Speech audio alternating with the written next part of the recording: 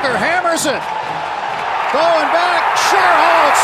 Goodbye, baseball. Neil Walker with a walk-off winner in the 10th. And the Pirates win it 1-0. The first career walk-off home run for Neil Walker, the Pittsburgh Kid. Today, we are honored to welcome to the program a former Whitfield champion from Pine Ridge High School in both football and baseball, a former MLB star and a former member of the Pittsburgh Pirates, Silver Slugger Award winner. He is Mr. Neil Walker. Mr. Walker, thank you for taking the time to join us today. You got it, gentlemen. Happy to be on here with you and looking forward to chat with you guys today. For first question, growing up in Pittsburgh, were you a Pirates fan growing up? Oh, yeah, huge Pirate fan. And in the early 90s was probably the first that I can remember being, really interested in baseball. I'm the youngest of 4 kids in my family, and my dad had played baseball in the major leagues, and my brothers were pretty good athletes, so I was always kind of following those guys around. But I remember the early 90s Pirates teams like it was yesterday, Bonds and Bonilla and Van Slyke, and those are the guys that I really enjoyed watching, and going down to Three River Stadium and watching games was something I'll never forget. Was there any player on the Pirates that you tried to model your game after? Well, when I was drafted, I was drafted as a catcher, and Jason Kendall was catching at the time and was one of their best players for a period of time. And so I really looked up to him as a catcher, but I also really liked that Bobby Bonilla was a switch hitter. So it was kind of a combination of both of those guys. And I was lucky enough to meet Jason Kendall when I signed with the Pirates, and then meet Bobby Bonilla a little bit further down the line as I was playing professional baseball.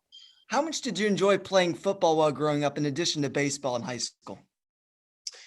Yeah, I mean, playing football was awesome. I didn't start playing football until I was in 7th grade at Pine Ridge Middle School, and I didn't really know what to expect. I played offensive line at that time, and as I got into high school, I played tight end and defensive end, and then kind of got a little faster when I was a sophomore and junior in high school, and slimmed down a little bit and ended up being a wide receiver and a safety. But I absolutely love the tenacity of football, the energy that it brought.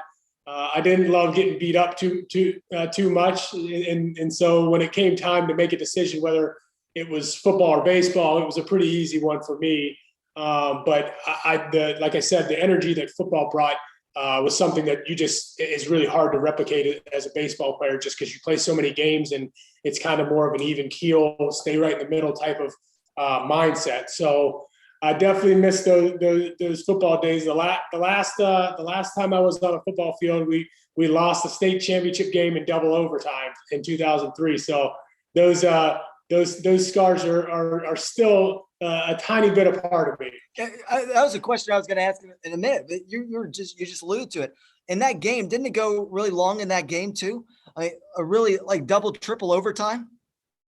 Yeah, so it was pretty interesting. It was obviously December, second, third week of December, something like that. And we had to go to Hershey to play the state championship against a team that was coming from, I don't know, maybe 20, 30 miles away. So it was pretty close. And we had a 3-hour drive, something like that. And it just started snowing like crazy. And they said, look, we can push everything back, or you guys can play. And we were like, all right, we're getting on the bus and coming. And when we got there, people were shoveling snow off of the field and off of the sideline markers, so we knew where we were. And amazingly, there was very few turnovers. It was a high-scoring game. There was a lot of passing, and the game was tied going into overtime. And I think we scored and got the extra point, and they scored, and they got the extra point, then they scored and got the extra point, and then we scored, and they blocked our extra point, and that was it, game over. So double overtime, loss, and my last time on a football field. So, certainly remember that day like it was yesterday. I found it interesting when Alex told me that he actually played catcher for a little bit at Pine Richland. Were you always a catcher leading up to that point? And when did you make the switch to second base? Yeah, so no, I was a catcher in high school, and how that kind of came about was when I was in 7th and 8th grade. I had a teammate that was an incredible shortstop, an incredible infielder, and we were both freshmen on the varsity team, which was pretty rare. But they had an opening at catcher for me because almost every other position I either played third base or shortstop, and my buddy was better shortstop than I was, and they already had a third baseman. They said, "Hey, why don't you try out catcher?" And I was like, "All right, I'll give it a whirl." And fast forward 3 years from there, I really, really enjoyed it. I really worked hard to become as good as I could at it, and I was getting some looks into major D1 colleges. And then in my senior year, I played really, really well, and scouts started to show up, and all of a sudden I played well enough that they were starting to talk about me getting drafted, and played even well enough to where they were talking about me in that top half of the first round. So once I got into pro ball, I caught for about 2.5 years, 3 years. And then they asked if I could move back to third base because they thought that it was going to be a good transition for me and something that I could handle and kind of a faster gateway to the big leagues. And did that for a couple of years, and then bounced around and played first base, third base, second base, right field, left field, and even was like a little bit of a backup catcher before I got my call to the big leagues as a second baseman. So I felt really fortunate to have played so many different positions and to have that versatility, because it's really important in today's game at the highest level, or even in high school and college. It's kind of about how can I get in the lineup? And that's really the mindset that I set for myself. When you're in high school, at what point do you remember that you were starting to get noticed more and more by the college and the MLB scouts? Yeah. So, in the early 2000s, there wasn't a lot of like AAU or huge baseball programs in this region, but we did have a team called the Steel City Wildcats that I played on. And I think at the end of that program, there was like 11 of 14 guys in that team went to Division I, whether it was small or large. But I was looking at smaller D1 schools. I wanted to go south to get out of the weather. And it wasn't until I played in a Team USA showcase in Joplin, Missouri, when I was going into my senior year in high school, the summer going into my senior year of high school, where I wasn't just playing against people from this region. I was playing against kids from across the country. Played really well, made the team, went to the Caribbean and played in the Pan Am games, they called it. And all of a sudden, my prospects of maybe a middle tier, small D1 school, all of a sudden kind of climbed up the chain, and ACC and some SEC schools were calling. And I took trips down to North Carolina State, Duke, Virginia, and I fell in love with Clemson when I walked on campus. So I had good conversations with those guys, signed there in November of my senior year before I started my season with the idea that if I didn't get drafted, I was 100% going to school. And then it became, when I did get drafted so high, it just kind of became a situation where it was too good to pass. But I think the value and the moral of the story is, like, you never know, you know what I mean? You never know who's watching. You never know when your big break is going to come, but you have to prepare, and you have to play like there's 100 scouts watching you in the gym and during practice and during games and all of that stuff. And those are the things that I try to share to young kids in all sports, is that you never know who's watching. You never know when your opportunity is going to come, but you have to be prepared for it at any cost. So you were drafted in 2004 at number 11 overall. How was it being able to hear your name read for the world to hear and be able to return to your hometown to be able to play professionally? Well, at that time in 2004, the draft was still on the internet. They didn't have, like they do now with baseball. At least they do like the first round where people go to New York and go on MLB Network. So myself and about 60 other people were just at my house around a computer and waiting to hear if I was going to get picked. And we had a pretty good idea that the Pirates were going to pick me at 11 if nobody else took me before that, and they did. And the house erupted. And then later that night, I had to go play a WPIAL or a state playoff game at the Wild Things Field. And so, needless to say, that night was a blur, and I was pretty exhausted by the time that game was done. What was your experience playing baseball in the minor league markets throughout your time in the minors, like starting like in Altoona and playing in those smaller markets? It was really cool. I mean, so to kind of go along the chain, I pretty much hit every single level of the minor leagues in the Pirates system. And at that time, it was, Bradenton was the rookie league. Williamsport was kind of the advanced rookie league. Hickory, North Carolina was low A. Lynchburg, Virginia was high A. Altoona was double A.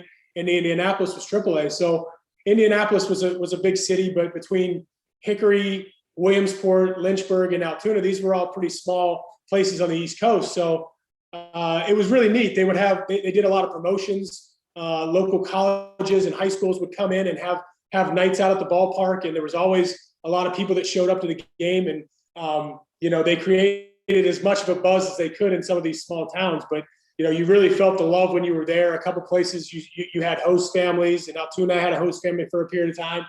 So you remember those bus rides, you remember those cities, you remember going on the road and playing in some places that you probably would never go to otherwise, being a baseball player. So I felt really fortunate to have kind of seen a lot of different places, particularly in the East Coast, because I didn't play as much on the West Coast or the Midwest.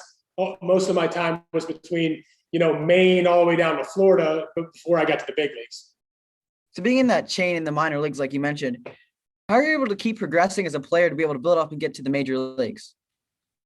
Well, I've always been a believer of kind of trusting the process and putting in the work and feeling like you deserve to be successful. And that was kind of it for me. As a first round draft pick, I kind of knew that I was going to have a lot of opportunities. I know that my leash per se was going to be kind of long. That didn't make me rest on my laurels. It made me work even harder to prove that what people were saying that I was a good player was right. And I wanted to go above and beyond that. So, you take your lumps in the minor leagues. You play good, you play bad. You're on good teams, you're on bad teams.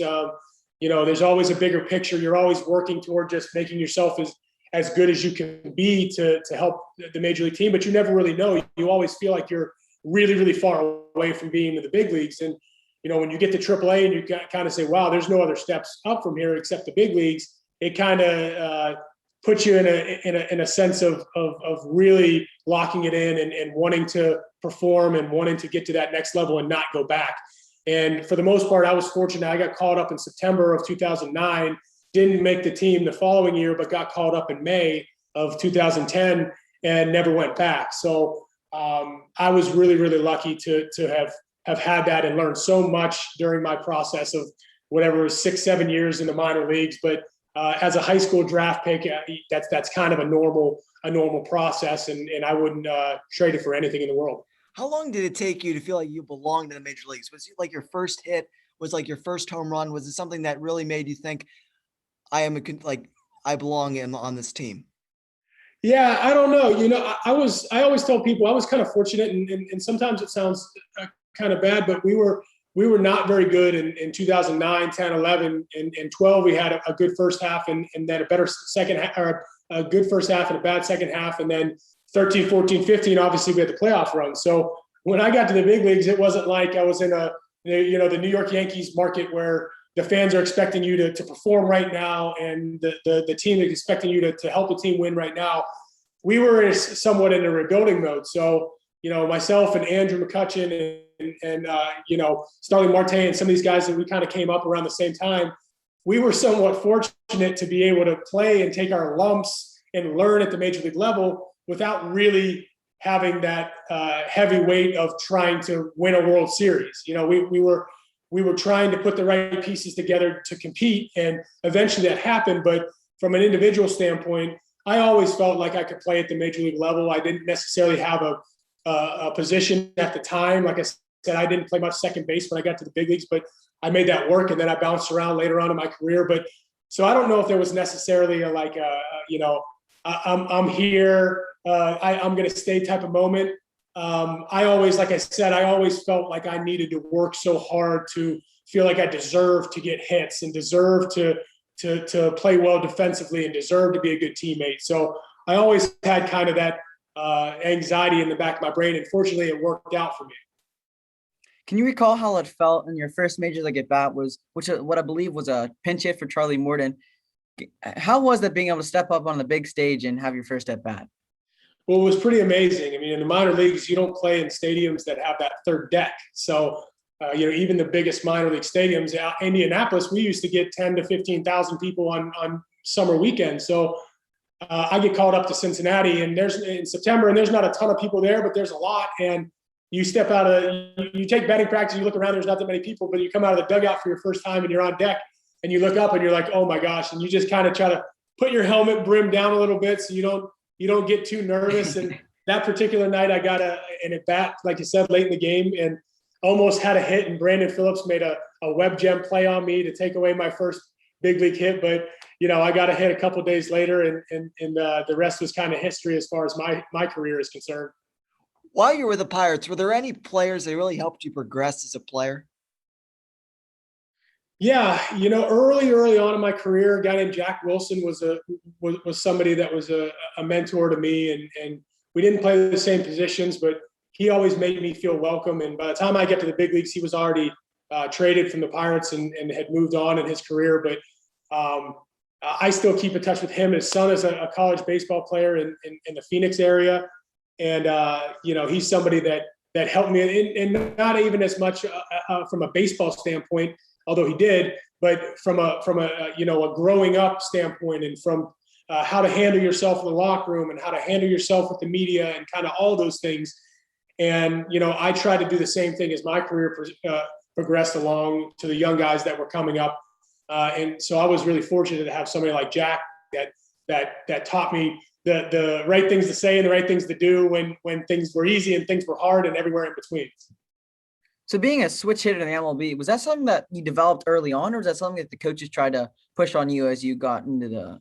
No, I started switch hitting when I was about 11 years old, and I just kind of had a knack for it. I was always a right-handed thrower and a right-handed hitter, and when I tried it out, I said, hey, I can actually see the ball pretty well and hit the ball pretty well left-handed. Maybe I should give this thing a try. And when I got to high school and kind of had conversations with my brothers that were playing in college and professional baseball, they said, hey, listen, if you could be a switch hitting catcher, that's about as golden an opportunity as you can to, number one, get drafted, but number two, if you can do it successfully, to get to the big leagues pretty quickly. And obviously that never happened from a catching standpoint, but by the time I got into my junior year of high school, I was doing it the way you're supposed to do it, right against left and left against right. But for me, it was about, if I can do it, maybe I can get myself a really good scholarship to go play somewhere. And as it continued, I ended up becoming a better left-handed hitter than a right-handed hitter in my career, just because you see so many more right-handed pitchers in professional baseball. So I'm really happy that I did it. It was a lot of work. I mean, you think about it, it's two different swings, it's two different mindsets, it's two different feels. And a lot of times both sides don't feel good at the same time. Usually one side feels pretty good and the other doesn't, or both sides feel terrible. So there were very few moments in my career where both sides were feeling really, really good. You've had a lot of success in your career on opening day. You got a grand slam in 2011, making you the second player in Pirates history to achieve that feat, along with the great Roberto Clemente. And in 2014, you hit a walk-off home run against the Cubs that we heard at the beginning. So how were you able to start the season each year with such success?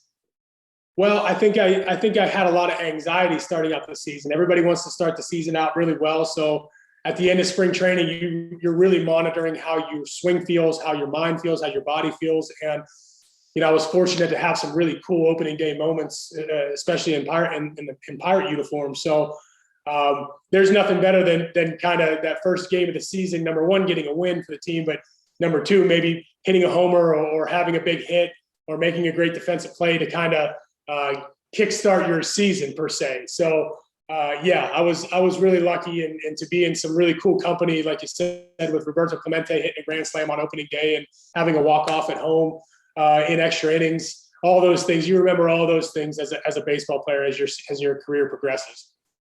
While we were getting ready for this interview, we found that you attended the All-Star Game in 1994 at Three River Stadium, and you got the autographs of Ken Griffey Jr. and Frank Thomas. How was that, being able to meet those players, and do you still have those autographs today?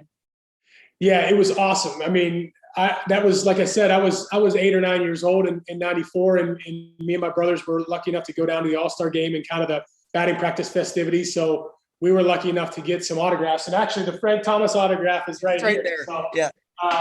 It's still pretty well intact, if you can believe that. But I may or may not have stolen this from my brother at a certain time, but we were both down near the field trying to get as many autographs as we could. But just to see the All-Star Game in Pittsburgh, and I was lucky enough to be at the next All-Star Game in 2006 and play in the Futures Game, but also watch the All-Star Game. It's really cool because, there's not a much bigger stage where so many great baseball players are playing on the same field at the same time. So I can remember that day like it was yesterday, and that was almost 30 years ago. So really, really cool moment for sure. Did you ever get to meet any of those players later on? Yeah, I came across Frank Thomas, and I don't think I had the courage enough to say, hey, I got your autograph in '94 or so on and so forth. But Jim Tomei may have been in that, and I ran into him, and I've had great conversation with them. But you see a lot of these guys on the day-to-day when you go other places to play teams maybe that they played for. Ken Griffey Jr. a lot of times spent some time with the Seattle or Ichiro, some of these guys. But yeah, you run into a lot of them. There's not many that, if you're in the game for a long period of time, there's not too many that you don't meet when your career is done. But you always feel like a little kid when you see a player from when you were a young kid. So you were a part of history of the Pirates a couple more times of your tenure with them. In 2014, you set a record for the most home runs hit by a second baseman in a season by passing Bill Mazeroski. And also in 2015, you were a major part of the first 4-5-4, I should say, triple play in MLB history. Did you ever think that when you started your career that you would be passing names like Mazeroski and doing things that had never been done before in MLB history? I don't think that ever crosses your mind. I think that as young players, you just try to survive. You hope that you are fortunate enough to get the opportunity to play every day as a position player in the major leagues. And if you're lucky enough to get that opportunity, then kind of run with it, then your mindset changes to, okay, how can I be a really good major league player and stay here? And then before you know it, you've played 6 or 7 or 8 years, and you look back and you're like, wow, I've almost played in the major leagues for a decade. So, but yeah, to have those moments, I still have the base in my basement from the 4-5-4 triple play, the first one in the history of the game, which is really cool, but also really bizarre to think about how many games have been played in the major leagues, and there has not been one of those ever. That's crazy. Yeah. So, and to to pass Bill Mazeroski on the home run, the Pirates home run list, that's really cool. And somebody, like I said, to even be spoken in the same breath as somebody like that. And obviously I'm not a Hall of Famer as a player, but to be a part of a record book as a second baseman and have something like that is something that I get to cherish forever. While you were with the Pirates, you got to play in a good amount of playoff games, including what I believe to maybe be one of the best playoff games of all time. Not playoff game, probably wild card games of all time with the Cueto chant and everything. What was it like being able to play in the playoffs, and especially the home games? Yeah, I mean that the wild card system is just crazy, first and foremost. And I've been lucky enough to play. I played in 3 with the Pirates, and I played in 1 with the Yankees, and I would have played in another one with the Mets, but I got hurt at the end of the year. So, I mean, there's no scenario in baseball that's quite like it, because you're always playing series. You know what I mean? You're, at the very minimum during the season, you're playing a 2-game series against a team. And if you play a 3-game or 4-game series, you're trying to win those series, right? But on these given nights, anything can change. I mean, the one game we played against San Francisco, guy hit a grand slam, and it was like, uh-oh, I think that might be it for this night. You got Madison Bumgarner on the hill. But that particular night against the Reds, I mean, you're talking about 20 straight years of losing seasons in professional baseball. And the other ball I actually have back there, you may not be able to see it fully, but it says 82 wins on it. And that's from the 2013 season to stop the 20 straight years of losing baseball for the Pittsburgh Pirates. And I was lucky enough to catch the ground ball and throw it to first base. And I asked for the ball, and they were like, what do you want this ball for? And I was like, you guys have no idea what this means to the city of Pittsburgh. Yeah. It's been 20 years since we guaranteed to not have an under 500 record. So all of that combined going into that wild card game was just like, people's emotions were just off the wall. And I understood it more so as a player that grew up here than a lot of the guys on my team. But by the end of that night, when they saw the passion in the stands and people jumping from the bridges after the game and everybody wearing black, I mean, it was incredible. And just to be in the playoffs in general and have the chance to go play in the postseason and possibly play in a World Series, that is something that's all you really want as a player. So, whether you're playing at home or you're playing at the road, you don't forget a single one of those moments. And it's nerve-wracking, and it's fun, and it's what you worked your whole life for. So I remember those moments like the back of my hand. So what was the celebration like after that game in the locker? It was incredible. I mean, you go inside and people were popping champagne and you got to get on a plane to go play. We were playing the St. Louis Cardinals after that game. So people were just, it was just something that, you remember a lot of the moments that you had with your teammates and with people that you played with for so long. And there were a lot of guys like myself and Andrew McCutcheon and, like I said, Marte and some of these guys that were there for a long time. And all we knew was losing baseball. And that year, we felt it change. We felt things rolling in the right direction. And the guys that they brought in to be a part of our core were so helpful and such great players that you just hugged each other. And some people were crying and you were popping champagne and kind of all that stuff combined. It was a really, really awesome, special moment. You got pretty far in the playoffs with other teams like the Mets. How far did you get with the Mets in the playoffs?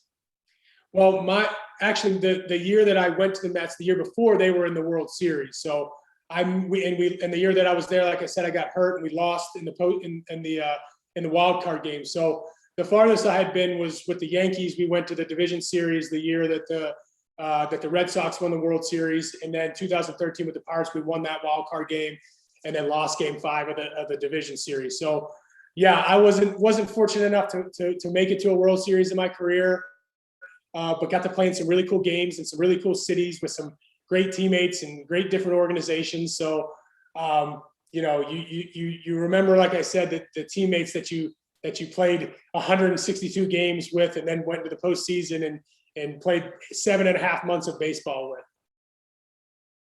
So after you left Pittsburgh, did you ever return to Pittsburgh to play against the Pirates? And if so, what was that moment like, kind of returning to your hometown? Yeah, so I think it was when I got traded to the Mets in 2015. I think we came back to Pittsburgh in maybe August or September of the following year. So it was almost a full season before I came back. But that was a series filled with a lot of emotion. I wasn't sure how I would feel. If I would be crying, if I would be able to play. I didn't know what it was going to be like, and it was amazing. I mean, I think I got a standing ovation and actually played pretty well for my team in that particular series. But it was really, really cool to come back and to see a lot of people that I remember, from coaches and players that were still there, to fans that you recognized, and people that worked at the stadium and all of that stuff. So that was probably another top 5 moment in my career, was coming back and kind of getting an ovation as a non-Pittsburgh Pirate player. What was it like playing in big markets, as you said, like with the Mets and the Yankees, and the expectations, the fans, the media? Like, how was that on, like, the toll that took on you and like the team? It was definitely an adjustment. I mean, you had to get used to going from small market teams to large market teams, and nothing can really prepare you for that. And I feel really fortunate to have played for teams like the Mets and the Yankees and the Phillies and these huge market teams, but also play for the Brewers and the Marlins and the Pirates, these smaller market teams. So you just kind of you find out that being yourself and being honest, but also kind of taking things stride for stride and not making excuses. If you're one of those guys that doesn't make excuses and stands up and takes control of whether you play well or don't play well, then the media is not going to beat you up. But you're in New York and you're getting ready for a game and you got 30 media members that are standing in the clubhouse, and you're like, man, I just want to get ready for the game. It's a Tuesday in May, and there's 30 people here, and everybody wants to ask somebody a question, and you're just trying to get ready for the game. So it was an adjustment. And playing in those places, the fan market, obviously their expectations are really high. So you learn to deal with it. There's nights where the team's going to get booed, and there's nights that you're going to get booed, but you also know that there's nights where people are just going to go crazy and support you. So you try not to kind of live and die with the highs and lows, especially in some of these larger marketplaces. After playing the MLB for as long as you did, what made it feel like it was the right time to retire? I felt like I could still compete this past year. I felt like last year with the Phillies, when they changed to the AL rules, I was going to be a pretty valuable bench player. But I was on a team that basically had 7 of the 8 everyday players were guys that never came out of the lineup. So going there, before they went to the full-on DH rules, I knew that I was going to get regular at bats every single day. And when that didn't happen, I was like, oh, this could be a tough year. And then I got released in September. And then wrapping around, a lot of these teams now are leaning on younger and younger players and trying to keep the salaries down as much as they can. So a lot of the 32, 33 plus year olds are somewhat getting pushed out of the game. So I was lucky enough to get to that 10-year mark last year, which is a very prideful thing for a major league player. And so when all things were considered, I felt like, I played really well. I owe it to my family. I got 2 young kids at home. I've been grinding along the major league and professional baseball trail for almost 20 years. When I kind of sat down and put all those things into perspective, I felt like it was the right time to step away. Could you tell us about a moment in your career where you look back on and say, that was great? Yeah. Obviously, I think being a part of a losing organization at the time with the Pirates early on in my career, and then being a part of changing that culture and going and playing in 3 straight playoff years, that is something that I'll probably remember more than anything else. And I have a couple personal accolades, which are awesome, but more than that, I feel very prideful to have kind of brought people back that maybe jumped off the bandwagon as Pirate fans, in those pre-2010, times. And then fast forward to 2013, 14, 15, there was a lot of people that came back on board. So, and I've had a lot of people tell me, hey, thanks for this and that. And I said, it's not me. We had a great team. We played hard and we love playing for the city and the fans. So after you retired from MLB, you quickly took a gig with 93.7 to come on every Monday to do an interview with them. Is that something that you're trying to pursue in the future, or is that something that's just kind of doing for fun right now? Yeah, we're going to see. I always thought that when I was done, maybe I'd have an opportunity to do something with the Pirates, and maybe it'll be somewhat broadcasting. But when this opportunity came to do something with 93.7 The Fan and basically talk sports, I thought it was a good opportunity. Number one, for practice, if I do kind of go down that broadcasting journey, and if I don't, it'll still give me something to do outside of playing some golf here and there and taking my kids to school and picking them up and all those things in between. So I'm taking it kind of week by week per se with that, and I've really enjoyed it so far to this point. But we'll see how things go after this. Moving on into the fall, I'm going to take most of the summer and kind of enjoy family time and traveling a little bit, and we'll see where things are moving forward. Since you played in the MLB, just over the course of the last 10, 20 years, the game has been played in such a different way. When it comes now that the DH is going to become universal and all these different things, the game has been sped up in different ways. How do you feel like that has impacted the game, and how have you seen it impact the game while playing it? Well, it's no secret that this 3 true outcome scenario where we're talking about walks, strikeouts, and hits and home runs. It's never been more prevalent than now. There's so many more guys hitting home runs. There's so many more guys striking out a lot. There's so many more walks because pitchers are throwing so hard, and it's a lot harder to throw strikes. So, I think the people that are involved in trying to make the game more enjoyable and more accessible are understanding that a lot of people don't want to sit down and watch a 3-hour game, but they may want to sit down and watch a 2.5-hour game. And obviously baseball, you never know how long it's going to be, but I think they're doing a pretty good job of testing the waters here and there. But players are bigger now, players are stronger, players are throwing harder, players are hitting balls harder, and I don't foresee that changing. But I think that pitching and hitting are just going to kind of get always kind of be a cat and mouse game. Guys are throwing harder, so guys are trying to hit the ball on the air because they know if they just make contact, they got a better chance of hitting home runs. When I came up, it was a lot of people were throwing sinkers and balls down in the zone and trying to get you to hit it down into the ground so that they could have double plays. And so there was a lot more balls put in play, but I got to play in both spectrums of that. So I have a pretty good perspective on how that's being done and how that's being approached as an everyday player. So it'll be interesting to see where the next cycle goes with baseball, because it's something that people are very aware of, trying to keep the game more enjoyable for all the fans across the board, your young fans and your older fans. Is there any specific thing that you'd want added or taken out to the game, or maybe even tested as you mentioned earlier? Oh man, I don't know. I think that like I said, I think they're doing a pretty good job. I think that they're toying around with the baseballs and the runners on second. I wish there was a little bit better way than to put a ghost runner per se on second base in extra innings. But I also love the fact that most of the time you're not playing, if you're going in extra innings, you're not playing 15, 16, 17 innings and completely burning your bullpen out and going into the next couple of days, guys get sent down, guys get caught up. It's a brutal process when those type of things happen. So there aren't too many things that I'm really, really for, really, really against.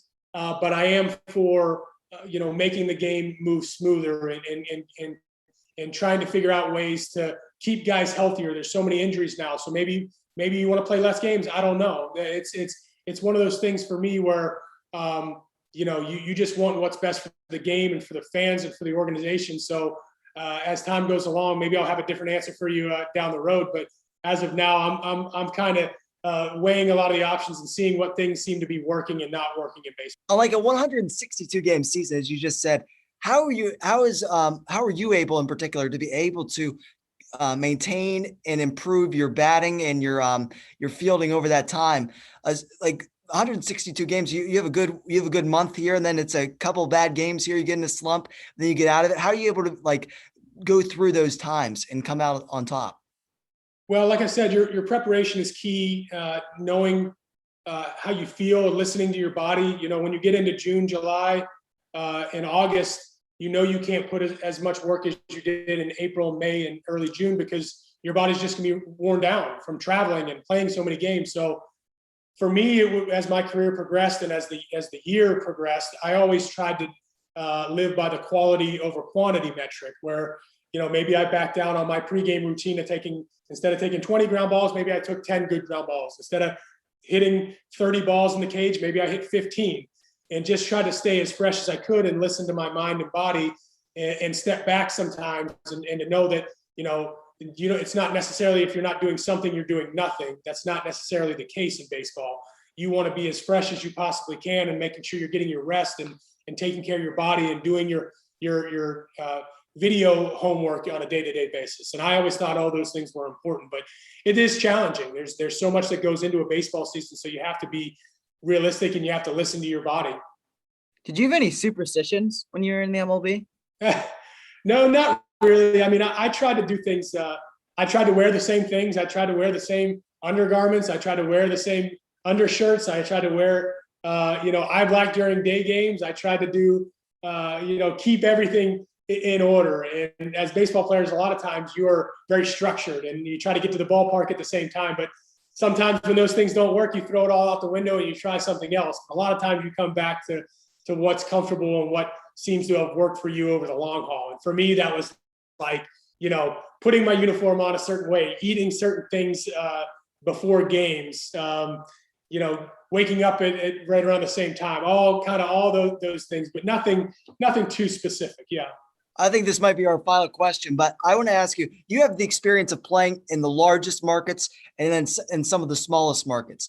Do you feel like there's a need for a salary cap and a salary minimum, salary maximum, or do you think it's okay the way it is?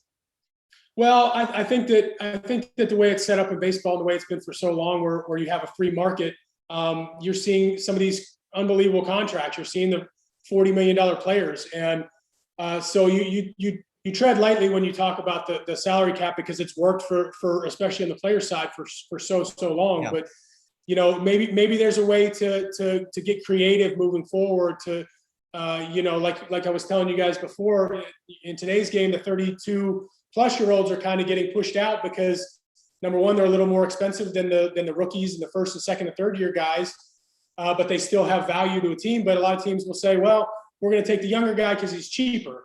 And that's just kind of how baseball is. You can play 7 years of Major League Baseball and basically be before you get to that free market. So the way it's set up now, if you're the best player in the world, if you're Mike Trout or Garrett Cole, who's to say that you shouldn't be worth $30-40 million. That's the way baseball is set up. So it's definitely an interesting conversation, and one that I can't really give you a straight answer for, but certainly one that I think will be tweaked as time goes along. But I have a hard time believing there will be a full-on salary cap anytime soon in major leagues. So I know Alex said that would be the last question, but one more popped in my head. So what advice would you give to kids or athletes trying to have a career in the sport that they're trying to pursue?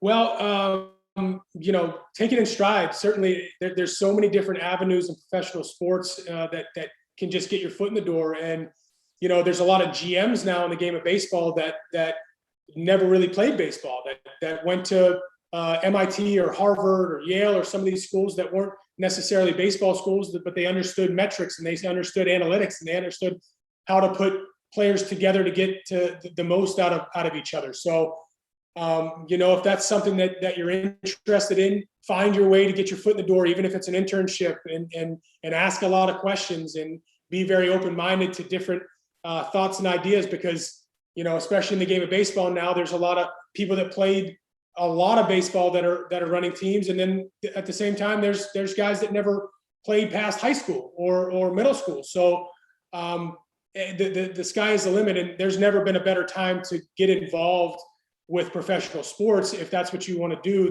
than now, because like I said, there's so many different avenues to get involved, and you don't necessarily have to be the best player on your baseball team to make an impact on a professional team.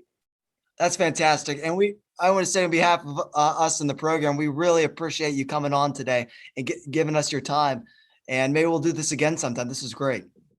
You're welcome, guys. You asked great questions. I look forward to hearing more of your podcast, and wish you the best in all your endeavors. Good luck. Thank you. Same to you. Thank you. All right, guys. And you just heard from Neil Walker, and what an interview, Ryan, as he gave us a lot of time there. Yeah, that was a great interview. Fantastic. And we appreciate you listening to that. And that is our final interview of this, I don't even know what you call it, season maybe, of episodes for the podcast as we head into the summer break. And we appreciate you sticking with us throughout this entire time. And we look forward to talking to you again in the fall. Have a great summer.